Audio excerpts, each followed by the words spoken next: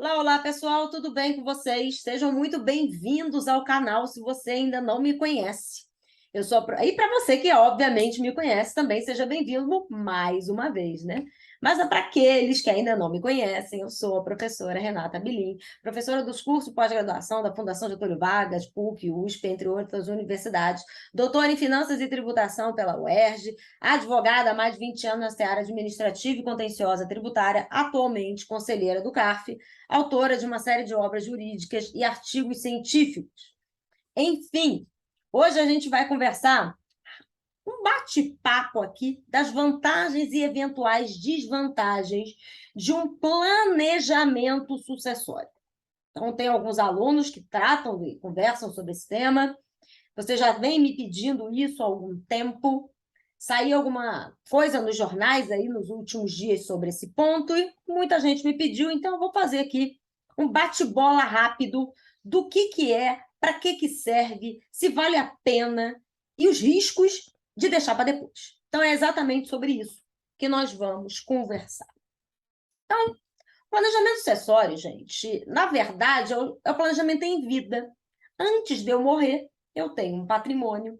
E para evitar que os meus herdeiros se matem, eu resolvo transmitir ou dividir o meu patrimônio em vida. E para isso eu tenho que pagar alguns impostos. Então tem que ver que o planejamento sucessório ele não é exclusivamente para reduzir tributo, e pode ser que nem reduza tanto, a depender da sistemática do que aquela família quer.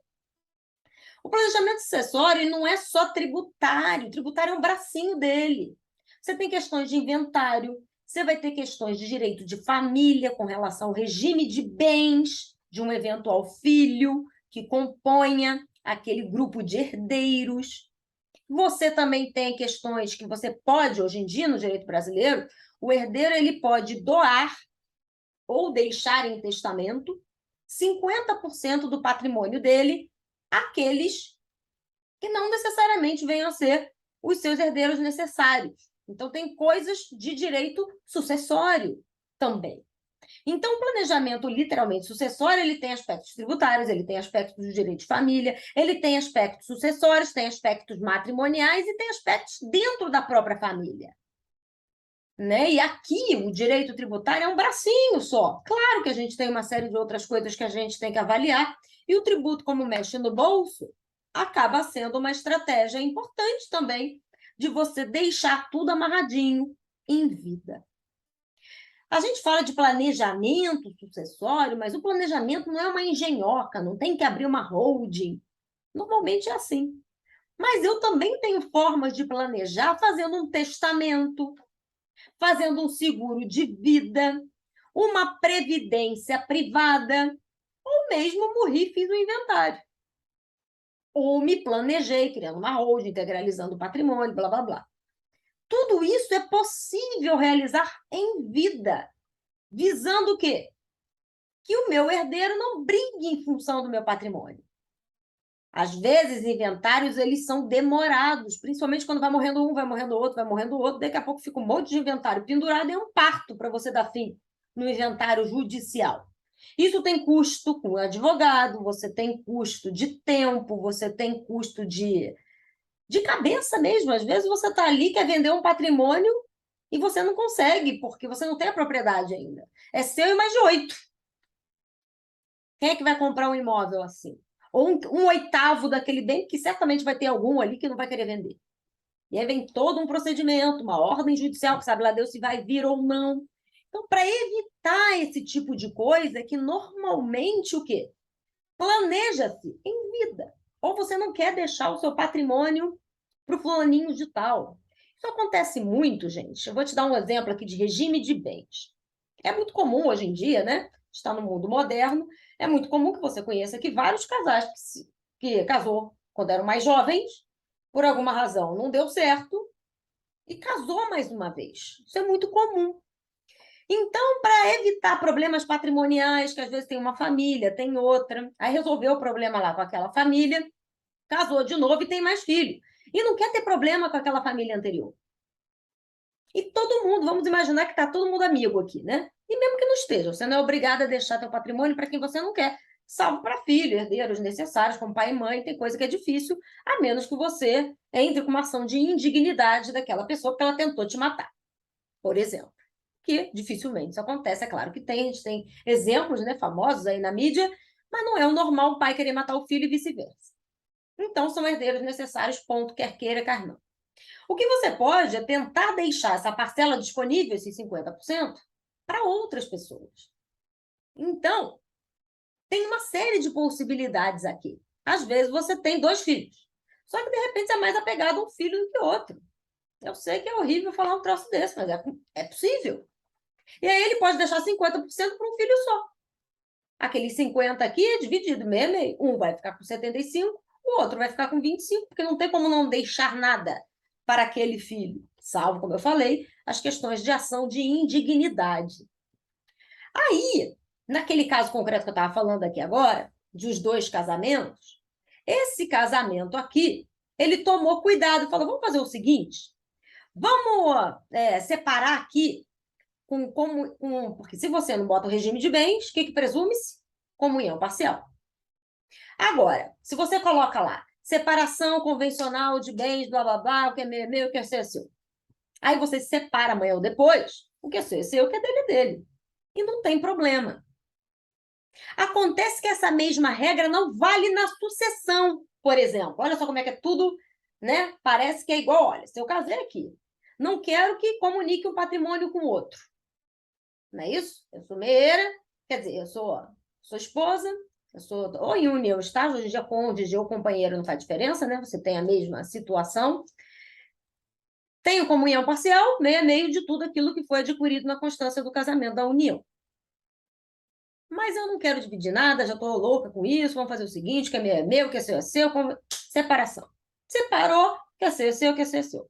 Mas se alguém morre no meio do caminho, o STJ ele já decidiu que a companheira, ela é herdeira, junto com os filhos do outro casamento. Aí vamos imaginar que num acordo de cavalheiros, aquela pessoa ali, ela já tem a parte dela, ela não iria herdar aquilo ali. A separação total não vale para fins de inventário. Então, eu herdo junto com os filhos. Vamos imaginar que tem um filho só do anterior do casamento. É 50-50. Mesmo que eu tinha assinado lá a convenção, o acordo de separação. Não é bem assim que funciona na sucessão, segundo o STJ. Então, essas coisas, esses planejamentos, eles servem justamente para evitar esse tipo de problema, se você quer, de fato, evitá-lo. O que poderia ter sido feito num caso como esse? Fazer um testamento. Você vai lá e atesta que a sua parcela é disponível, vai ficar para o filho XPTO. Como não tem jeito do cônjuge aqui não herdar, ou do companheiro, fica com 25%, o outro vai ficar com 75%. Você deixa o que de fato você quer para cada um. Então, você tem o testamento para tratar dessas questões, você pode deixar uma soma, claro que não pode, de seguro de vida, tendo ali os beneficiários por uma grande soma, e você vai acrescer aquele grupo de pessoas beneficiadas, um seguro de previdência privada. Isso tudo pode deixar o seu herdeiro o quê? Confortável. Só que existem situações de famílias que, às vezes, têm um patrimônio mais assoberbado. É um patrimônio maior, muitos filhos, aí tá, às vezes se preocupa com o regime de bens do filho, o pai, o patriarca que separa e casa de novo, aí os filhos ficam olhando, poxa, aquela ali é interesseira. Conclusão, tem as questões de família. E cada família tem a sua. E cada uma tem os seus objetivos. Aí tem lá a matriarca ou o patriarca, a família que construiu aquele patrimônio gigaláctico. O que ele pode fazer até assim por um planejamento tributário? Hoje em dia, quando você recebe aluguel na pessoa física, é receita, é acréscimo patrimonial. Você vai pagar na alíquota de 27,5%, no máximo. Quando você integraliza aqueles 50 imóveis numa holding patrimonial, o que vai acontecer? Eu integralizei aquilo ali e, na partir do momento que a pessoa jurídica, vamos imaginar uma pessoa jurídica aqui no lucro presumido, ela vai pagar um valor de 11,66. 11,33 sobre esses valores. Lembra que locação não tem ISS. E aí, ó, que maravilha. Locação de bem imóvel, né? Locação de bem imóvel tem aí a controvérsia, mas eu não estou falando disso. Então, na tributação da renda, dá em torno aí de 11,33%. Não é melhor pagar 11,33 do que 27,5, a depender daquilo que você recebe? Só no IR, pelo menos. E ainda que tenha que pagar o ISS, 16,33. Não é melhor do que 27,5? Então, o que essas famílias às vezes fazem? Para sair do imposto de renda maior, planejamento tributário lícito, porque eu não sou obrigada a pagar o máximo possível. Se eu tenho uma estratégia lícita e verdadeira, em que eu integralizo o meu patrimônio para eu receber receita ao invés de renda, e com isso tributar de acordo com o meu regime de apuração, dentro de uma atividade econômica administradora de imóveis próprios, eu saio de 27,5 para 16. Lindo! Só que atrás disso não é só isso. Às vezes a pessoa também faz esse planejamento, já que eu vou ter que fazer isso mesmo, vamos doar as cotas. De 100 cotas, eu tenho 2 filhos, e eu vou doar X cotas para o fulano, X cota para o Beltrano. Ah, aquele meu empregado que já está comigo a vida inteira, eu quero agraciar, então vou dar 10% para ele. Esse filho aqui está comigo desde o fim da vida. O outro recebe dividendo, tudo bem, é o que ele quer. Ele vai ter a parte dele. Mas esse aqui não, ele é o gestor da empresa. Ele está comigo desde sempre. Então, é justo que ele tenha um percentual maior do que só o valor do necessário. Então, vamos dar mais 20% para esse filho aqui. Não sei, gente. Aí vai valer da família. Ou eu quero blindar o patrimônio dos futuros genros e noras. Aí você cria, ou quando você tem uma empresa mesmo, tem um conjunto de patrimônio, não só os bens ali que você está administrando, às vezes são empresas grandes. E você não quer que o controle acionário seja do fulaninho de tal. Aí, dentro de um bom contrato de acionistas ou societário aí, você tem que determinar quais são as cláusulas que vão reger aquela sociedade, para evitar o que você não quer. No caso de morte, quem vem, se pode ter cessão de cota, se tem que ser vendido entre aqueles que lá estão. Então, isso tudo você tem que colocar no pacote para ver o que aquela empresa quer. Ou melhor, o que aquela família, o que aquela estrutura determina.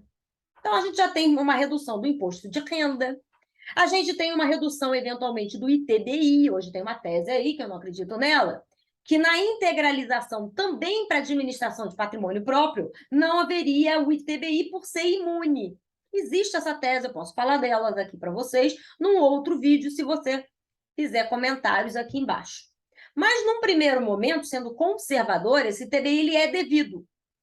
Então, tem que ver. Quanto que é o ITBI? Quanto que é o ITD? ITD, porque alguém vai morrer, né? Alguém vai herdar, vai ter que pagar o ITD na morte. Vamos imaginar aqui que o ITBI é 2%. E na hora de uma morte, o ITD era 4%. Você economizou metade. Por isso que vai depender do local. São 26 estados. Mais o Distrito Federal. Cada um tem uma regra. Tem que fazer a conta e ver o que é melhor. Tem lugar que é igual, 4 e 4. Não faz diferença. Vai pagar na morte, pagar agora. Esse, de repente, não seria o motivo para um eventual planejamento sucessório. Hoje também tem um ponto importante no imposto de renda, porque vamos imaginar que eu resolvi doar o meu patrimônio em vida, ou as cotas de uma holding, ou vou doar aos meus filhos, cara, eu tenho 3 imóveis no mesmo lugar que vale a mesma coisa. Já vou doar lá um para cada um, boto aqui um direito de usufruto, que aí é a questão patrimonial também do direito civil, para resguardar o direito daquele que doa, para evitar problema. Ah, mas isso não vai acontecer, Renata. Tem de tudo no mundo, gente. Nem todo mundo é igual a você que tem boa fé. Então, já vi pais serem despejados porque não botaram cláusula de usufruto. É uma loucura, mas acontece. Então, vamos lá. Aí vai ter que ter um advogado que vai ver essa questão aí de direitos reais e dos contratos ali inerentes à transmissão. Vai botar um usufrutozinho ali, só que aí já é mais o quê? X% sobre o valor do bem. Se não tem condição, não tem nada, vai ser o ITD na doação. E lembra que aí quaisquer outros direitos. Lembra que a transmissão imobiliária ITBI, e no ITD o que que tem? Que, aliás, o Supremo ainda vai avaliar naquela decisão que deu e depois voltou atrás. É isso que ele vai discutir. Porque o ITD é o quê? Na doação, na morte, na cessão de direitos hereditários ou entre terceiros, e ainda tem a instituição de direitos reais. Então, são 3 hipóteses de incidência. Você tem a transmissão em razão da doação, em razão da morte, de quaisquer bens ou direitos. Certo? Então, aqui, você tem também de quaisquer bens ou direitos. Então, vale para o bem móvel, vale para o bem imóvel, vale para a cessão e vale para a instituição de direito real. Se for liberalidade ou ITBI, aí vai ver ali se tem contraprestação, onerosidade ITBI ou se tem liberalidade para ser uma doação ITD. Então, vai ter que pagar um valorzinho ali na instituição da cláusula de usufruto. Só que hoje em dia tem um ponto importante que muita gente não vê. Existe um projeto de lei no Senado Federal, ou melhor, no Congresso Nacional, que está querendo tributar heranças e doações. Hoje, se eu ganhei em doação alguma coisa ou herdei, embora seja um acréscimo patrimonial meu, eu não pago imposto de renda porque eu sou isenta. Isso do herdeiro, não necessariamente aqui de quem dá em doação. Então, se eu estou herdeira, eu ganho um imóvel, eu teria que pagar imposto de renda sobre ele, porque é um acréscimo patrimonial. Hoje você não paga, seja na doação ou na herança, porque tem uma lei que diz que esses valores são isentos. Então, existe um projeto de lei criando aí alguns aspectos. Por exemplo, acho que na doação, acho que a doação em antecipação de legítima. Eu acho que isenção seria até 1 milhão, e depois tem alíquotas progressivas até 25%. Na causa mortes, o patrimônio até 5 milhões, e depois alíquotas progressivas até 25% ou 30%. Posso fazer também uma resenha sobre esse projeto de lei aí para vocês. Mas o fato é que se amanhã ou depois esse projeto vem, acaba sendo aprovado, aquele que herda também vai pagar imposto de renda na alíquota progressiva, salvo se ele estiver nos limites da isenção. Então, se você fizer isso agora, a lei que rege o fato é a lei da sua ocorrência, a lei de ocorrência do momento do fato gerador. Hoje não tem IR, amanhã eu não sei. Então, o IR é um fator importante para o herdeiro. Outro fator importante também, que existe também tramitando aí sim no Senado Federal, um projeto de resolução para aumentar a alíquota do ITB, morte e doação, que hoje é limitada a 8%. Na maioria dos estados, ela é o quê? Progressiva, de 0 a 8, dependendo do valor da base de cálculo.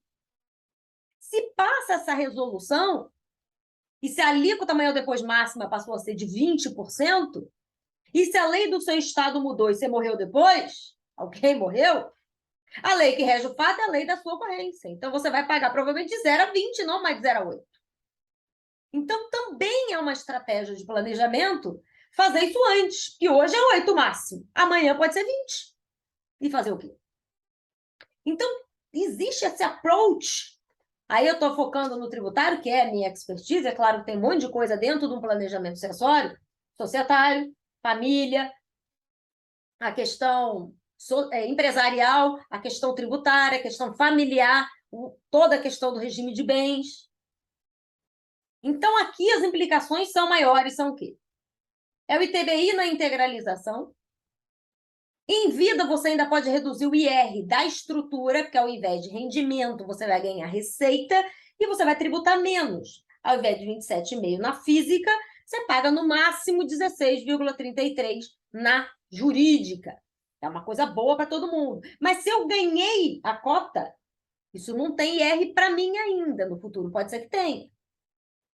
Ou se eu herdei, hoje eu não pago IR, amanhã pode ser que pague. No ITD para ITBI não faz muita diferença, que algum tributo você vai pagar. Se você faz antecipação em vida, ao invés de você pagar ITD morte, você vai pagar doação, você está doando. Você vai pagar o tributo em cima da doação. Quer instituir o usufruto? Vai pagar também o imposto sobre o usufruto. E aí tem esses valores, você tem que colocar na conta para ver se é isso mesmo que você quer. Tem a tese do ITBI? Tem. Mas, no fundo, na minha opinião, vai perder e vai ter que pagar ITBI na integralização daquele imóvel numa holding patrimonial. Ou, pelo menos, postergar o pagamento. Ou vai pagar a doação ou vai pagar a morte. Pode doar os 50% da legítima. Ou deixar em testamento para aquele que você quer. Então, viu quantas nuances existem dentro de um planejamento sucessório? Questões de imposto de renda, ITBI e o ITCMD, principalmente para o herdeiro, que hoje não paga o IR, mas amanhã pode pagar, ou em doação. O ITBI vezes ITD, o que é melhor dentro do planejamento em vida, porque pode ser que não faça diferença nenhuma. Vou ter que pagar na morte, ITD, causa morte. Ou vai ter que doar, e é a mesma alíquota, você só está antecipando, porque amanhã a alíquota pode ser 20. E aí você já ganhou porque pagou menos. Numa holding patrimonial ainda tem o ITBI na integralização. Dá para sair dele? Dá. Ou pelo menos você ganha tempo. Ou paga e tem segurança. Aí é um tributo a mais. Então, gente, tem que sentar com a família e ver o que eles querem.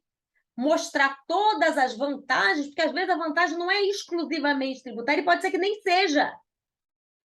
Às vezes as vantagens serão outras. Ou economia de um outro processo de inventário que vai rolar anos e outros dinheiros você vai pagar, não só para advogados, e pelo decurso do tempo e a loucura psicológica daquele que fica, a depender da situação. Então, são essas algumas considerações que eu queria fazer aqui com vocês sobre planejamento sucessório. É muito bom que você, se tem uma família estruturada para tal, faça para proteger o patrimônio, mas tudo depende do seu intento, daquilo que se quer, para a gente estabelecer a melhor montagem, a melhor roupagem, a melhor estrutura, porque é uma equipe que faz, não é uma pessoa sozinha.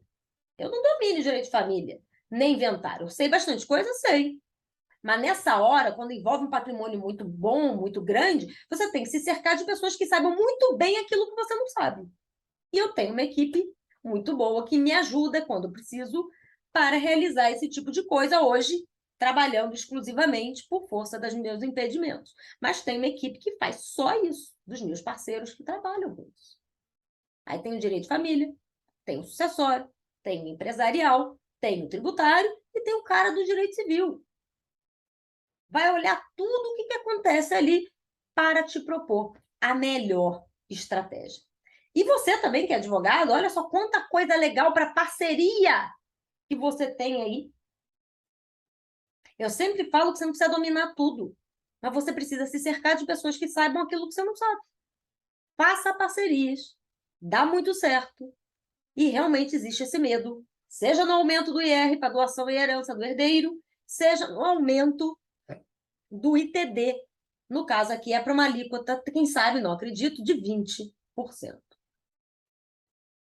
São essas as observações, são essas as ponderações, os insights que eu estou botando aí na cabecinha de vocês.